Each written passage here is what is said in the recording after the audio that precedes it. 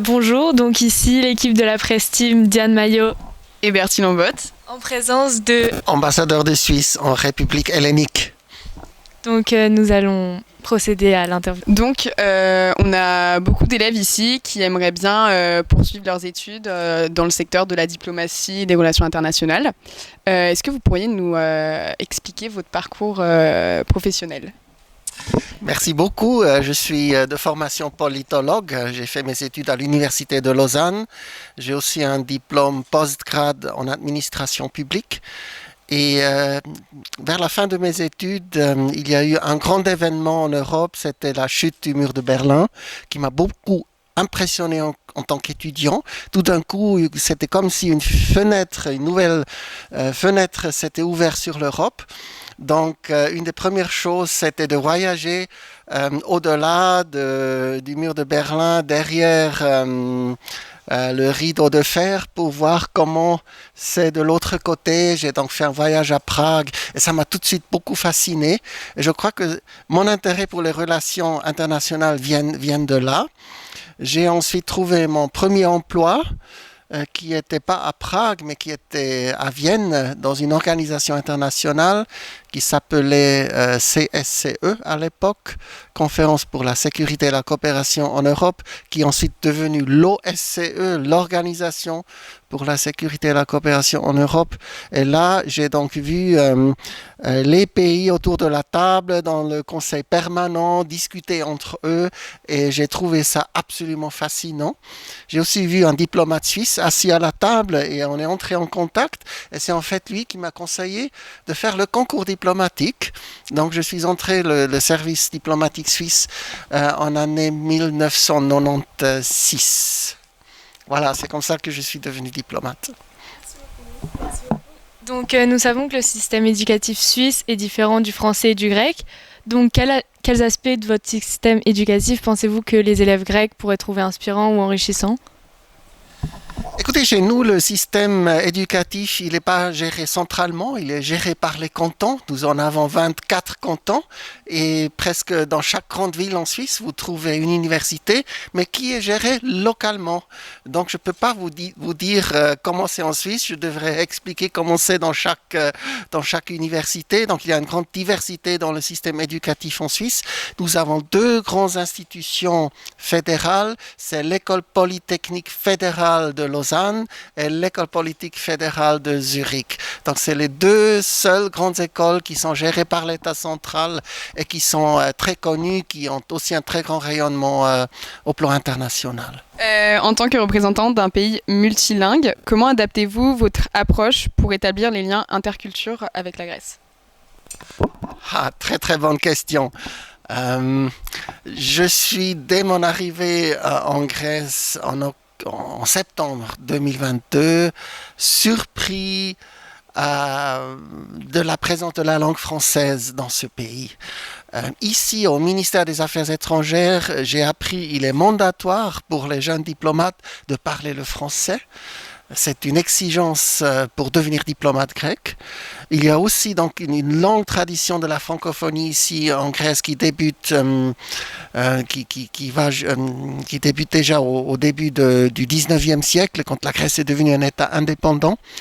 Il y a eu le mouvement pan-européen du philhellénisme dans le 19e siècle, largement emprunt par la langue française. Un des épicentres d'ailleurs du philhellénisme était Genève, donc ville suisse, ville francophone. Ioannis Kapodistrias, un diplomate sensationnel que j'admire, une figure historique, a une signification vraiment sans précédent. Il était grec, mais il a longuement vécu et travaillé à Genève, et je pense qu'à l'époque, la langue de travail, la langue en Europe était le français. Et pour si vous avez eu à surmonter des petits défis personnels, qu'est-ce qui vous a le plus challengé dans votre rôle en tant qu'ambassadeur, et comment vous avez réussi à surmonter cette situation ? Je crois que la particularité de la vie de diplomate, c'est vraiment d'avoir ce que nous appelons la discipline de transfert. Donc tous les 4 ans, nous sommes tenus, nous devons changer de pays. Quand on est jeune, c'est facile, c'est une aventure, mais à fur et à mesure, on devient un peu plus âgé, on a peut-être une famille, on a des enfants, on est plus seul, et la discipline de transfert devient de plus en plus un défi. Mais néanmoins, je trouve que c'est quelque chose d'extrêmement enrichissant, de toujours devoir changer, de toujours devoir adopter une perspective différente. Ici en Grèce, depuis Athènes, un regard sur l'Europe qui est tout à fait différent de tout ce que j'ai vu jusqu'ici.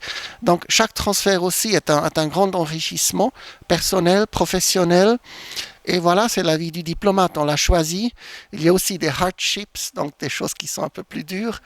Mais ça fait la vie et il y a les avantages pour moi, qui priment clairement en rétrospective. Ok, merci beaucoup. Merci beaucoup. Alors, Monsieur Cavalcante, professeur d'histoire-géographie au lycée franco-hellénique, une question par rapport donc à ce contexte historique qui était le vôtre, qui a marqué votre début de carrière, celui de la chute du mur de Berlin en 1989. Aujourd'hui, on est en 2024, le monde a largement changé et pourtant on retrouve des puissances qui façonnent les relations internationales, des puissances qui sont souvent gouvernées par des autocrates, des puissances qui sont souvent dans un rapport de force dans les relations internationales. Pensez-vous aujourd'hui qu'il y a la place pour les nations qui mettent à leur cœur de leur politique étrangère la question du multilatéralisme, la question du droit international? Merci beaucoup. Certainement, il y a de la place. Nous n'avons pas d'autre choix. Nous devons œuvrer pour une gouvernance globale basée sur le droit. Je sais qu'en ce moment, la tendance est différente. Nous avons de grands défis.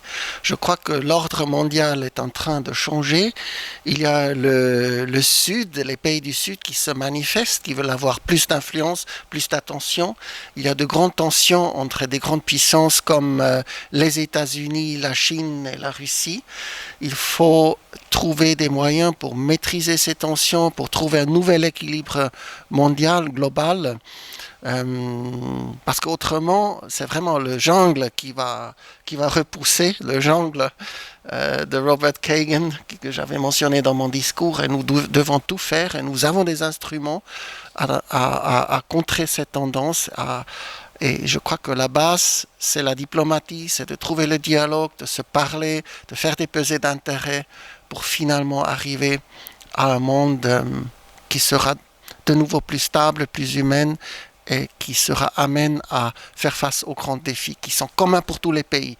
C'est le changement climatique en premier, c'est les défis des nouvelles technologies que nous devons tous maîtriser, et finalement nous devons combattre, je pense, la pauvreté qui est toujours un fléau dans ce monde, et c'est par ce biais-là que nous pouvons aussi faire valoir nos valeurs comme la démocratie et le droit.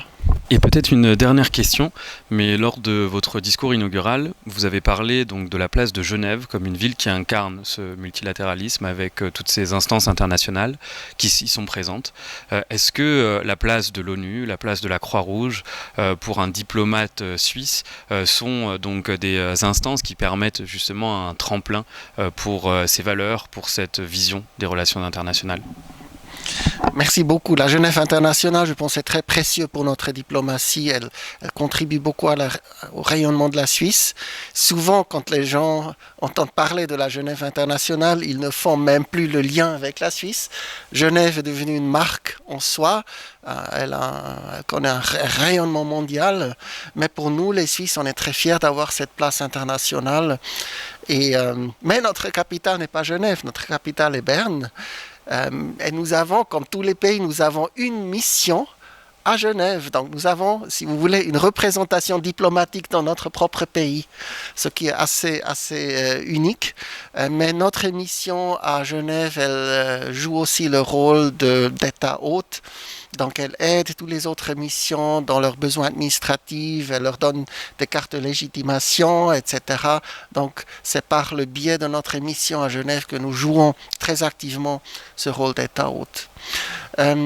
Mais encore une fois, j'aimerais vraiment souligner qu'il y a bien sûr les Nations Unies qui sont là, mais il y a tout un écosystème autour. Il y a énormément d'autres organisations, des ONG à rayonnement global. Il y a par exemple aussi le WEF, le World Economic Forum, qui a son siège à Genève. Donc il y a un écosystème, une Genève internationale qui va bien au-delà du seul système des Nations Unies. Mais bien sûr, il y a des synergies entre toutes ces organisations qui font que Genève a vraiment continue d'avoir un poids assez unique. Merci beaucoup en tout cas de nous avoir fait l'honneur de votre présence. Merci à la Presse Team et puis rendez-vous en 2025. Merci beaucoup pour cette occasion et je vous souhaite à tout le monde bonne chance pour le MUN.